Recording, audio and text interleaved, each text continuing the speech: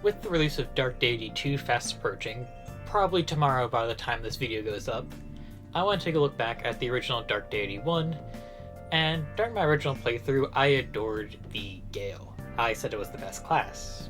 Now let me tell you why it's the best class. Now listen, Adepts, they have 4 different paths they can go. The Reverie and Astral Seeker, which are like tanks that can heal a bit, the Blaze into Fire Lore, which is just big damage and stacking even more damage, the Surge into Thunder Lore, which is bonus crit chance and crit damage, but finally there's the Gale into Windrunner. High dexterity, high speed, with the skills to get a potential second attack and 3 different 50% chances to do 1.3 times damage. I mean, why not go for the high evasion unit that gets multiple attacks and so many damage boosts? I mean, clearly they were so strong, which is why they appear to be absent from Dark Deity 2, or at least what I've seen from the demo. So I decided, let me actually test this claim and see if I could beat Dark Deity with only the Gale.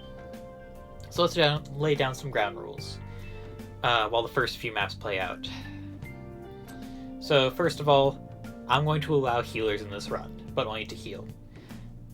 I considered trying to do some other, like the easier difficulty without them, but let's be honest, the damage in this game is really high, and I decided for my sanity, also because I was started making this about a week and a half before Dark Deity 2 released, that I would include the healers, but they're only allowed to heal. I will never use them to attack an enemy, but sometimes they may counterattack. There's nothing I can really do about that. 2, the only combat unit that can attack will be the Gale, and all other units will be undeployed as soon as possible. And finally, all Adepts must go into Gale, and then the Gales must go into Windrunner for their promotion. I said they're the best, and I'm going to stick to that. Now with that out of the way, let's get to the actual challenge.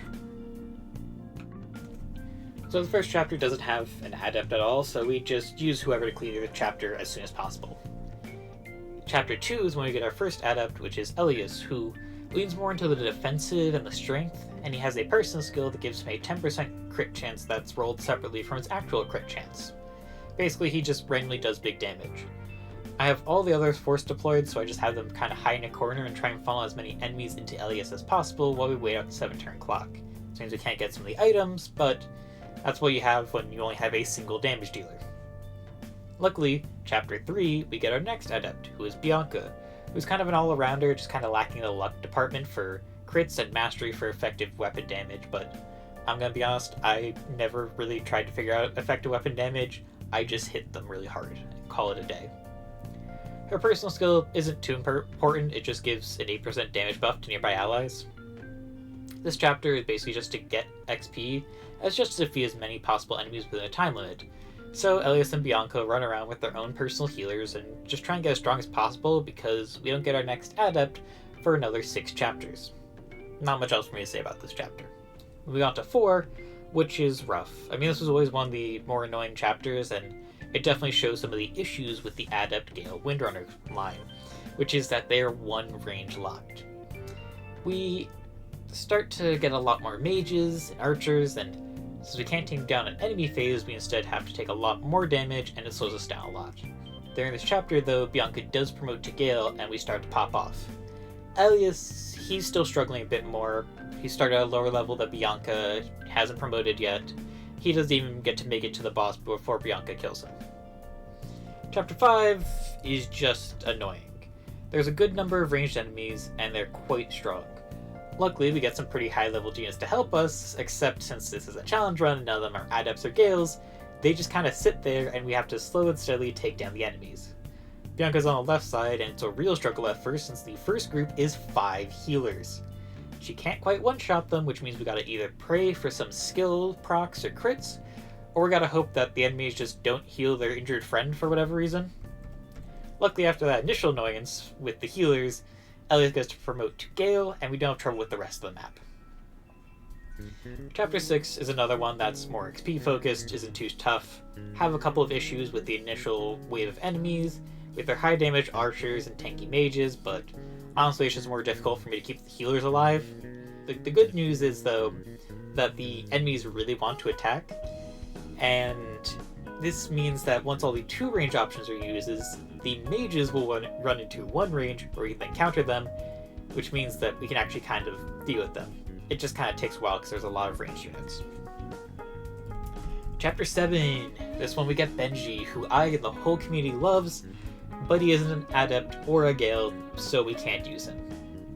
This map is all about stopping some enemies from breaking out an aqueduct, and it's a time limit based off the aqueduct's health. The more enemies in the specific locations there are, the quicker it falls. And we essentially only have 2 damage dealers, and a time limit, it's not a thing when you only have 2 damage dealers.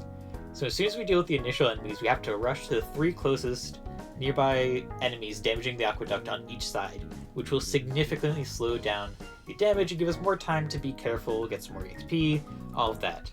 We cut it a bit close, but managed to beat the chapter with most of the enemies and enemies defeated and items obtained. Chapter 8, super easy. It's just beat 30 enemies, and the majority of them are melee. Honestly, the only real goal of this chapter is to try and get whatever items you can. Honestly, you can just skip this one. On to Chapter 9, which is frustrating since the party is split into 4 groups with several mandatory deployments. I have 1 Gale on each side and a healer for each group except for the 1 tank. Unfortunately, the healer for Elias dies almost immediately, so we're in a bad state. Bianca is strong enough to pretty much carry us through, and we get to the middle where we have to fight all the different versions of Arumia. I decided that Elias can probably draw an enemy or 2 while Bianca kills off the rest of them, and Elias proceeds to get one-rounded. He loses some of a permanent HP stat, but since I just gave him an HP boosting item, I decide it's an acceptable loss, and just finish off the chapter so we can get our next Gale. And with Chapter 10, we get Arumia, who is a glass cannon. High attack, high dexterity, high speed, mastery, terribly low defenses. I mean, Gales typically don't have the best defenses, but he has a 10% personal growth in both his defensive stats. He also has a personal skill that gives him 2% more damage per kill on a chapter, meaning he starts steamrolling. This map is a holdout map with a turn limit and an infinite number of reinforcements. Now, when I originally played through this, I just body blocked the 3 main entrances with 6 bulky units, and that was all I really needed to do.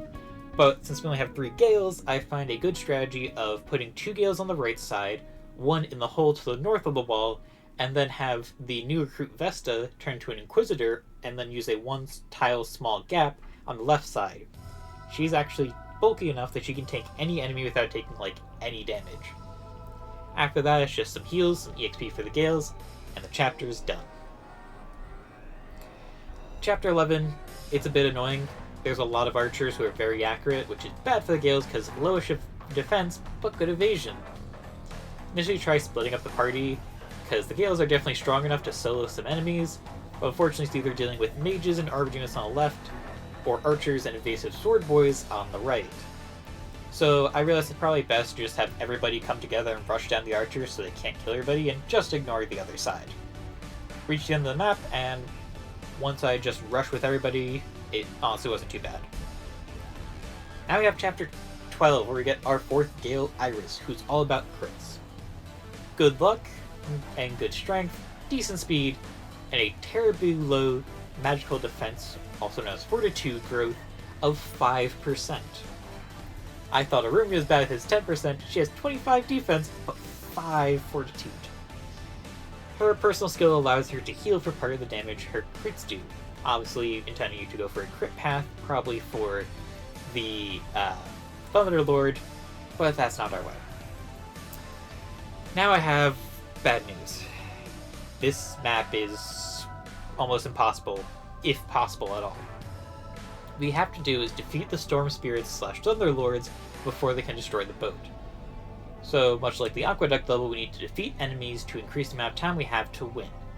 The issue is that the enemies don't like to approach the boat and get into melee range. So technically we might be able to win, since I think that we only need to kill the Thunder Lords at the end of the map, but we have 3 Gales, and the chances that we can get all the way to the other side before the entire boat dies is so unlikely.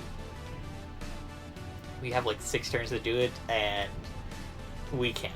I have these people powered up, it's still not enough. So I decide that I'll bite the bullet and use Monroe, who we just recruited, and my healers to defeat with the guys off of the ships, while the Gales deal with every other enemy. And once I admit defeat and use some ranged people that are not Gales, I'm able to pretty easily clear out the chapter.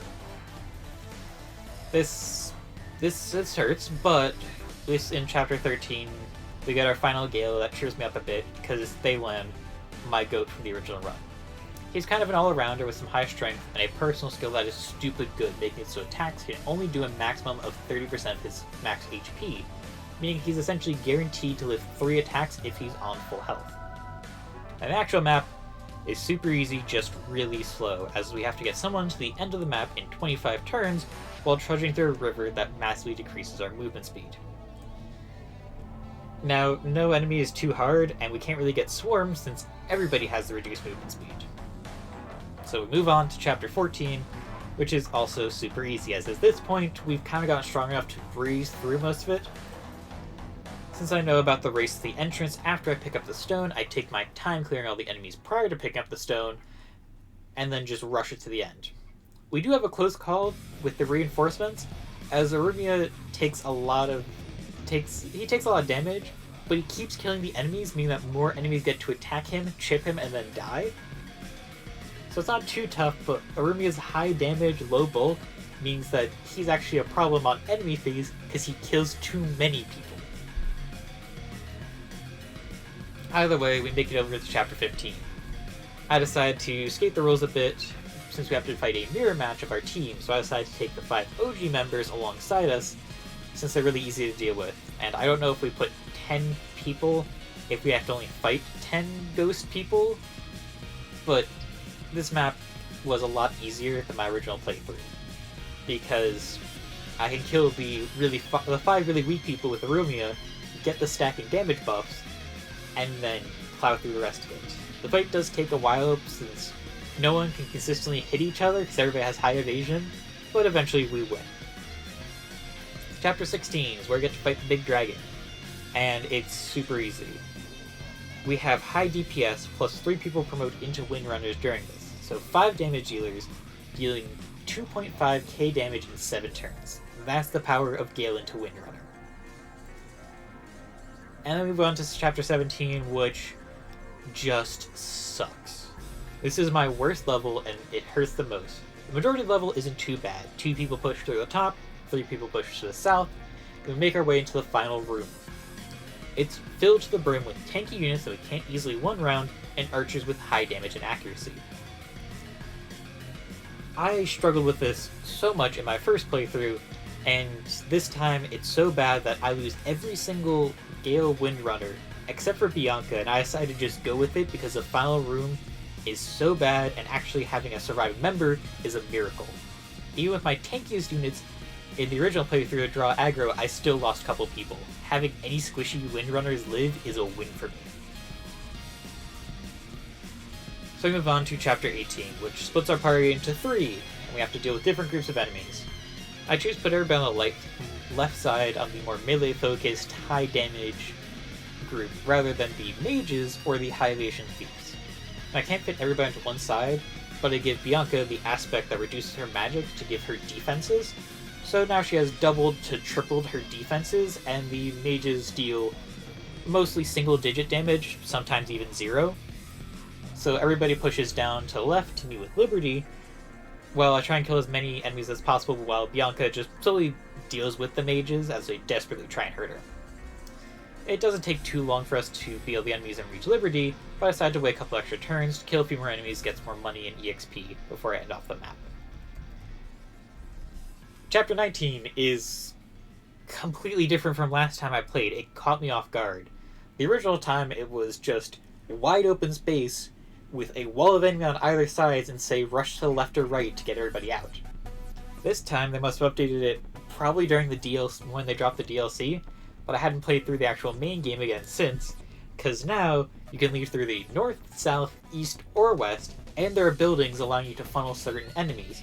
So instead of me having to bunch up my people and try and essentially surround my squishy people with my better units, I can just rush everybody to some buildings and then turtle up there.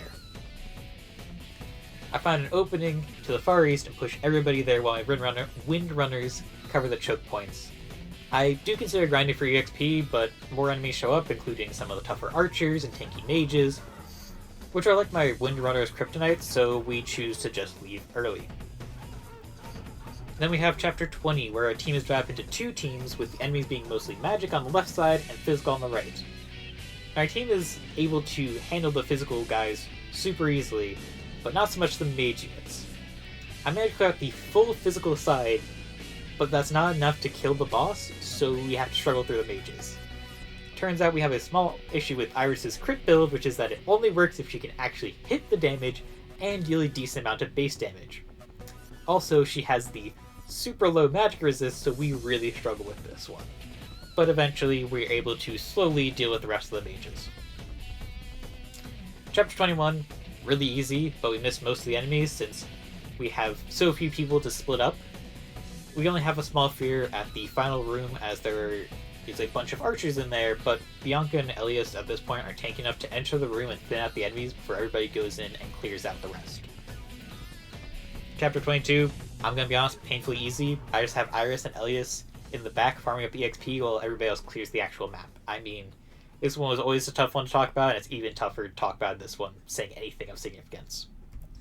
Move on to Chapter 23, which is not super hard, but we do have the issue of trying to get all the items without killing the boss, since this boss is dumb and keeps trying to use their magic at one range, allowing for my Windrunners to counterattack.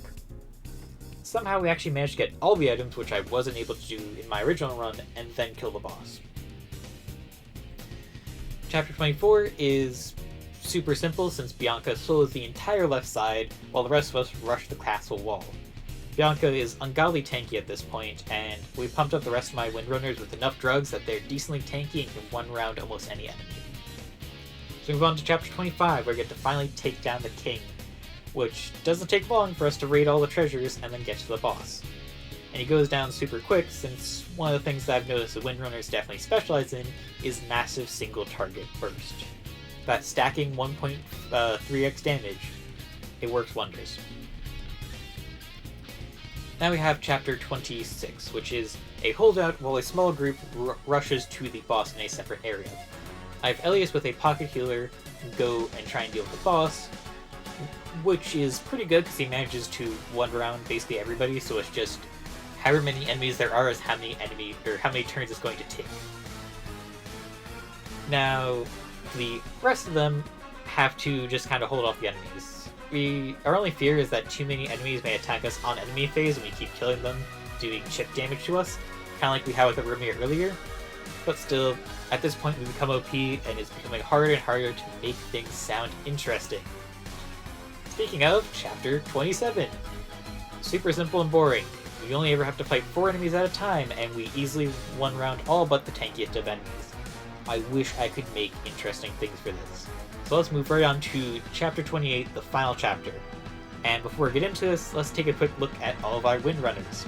We have Elias, who is pretty bulky with an aspect that boosts his defenses, while dropping his dodge, which he didn't have a ton of in the first place.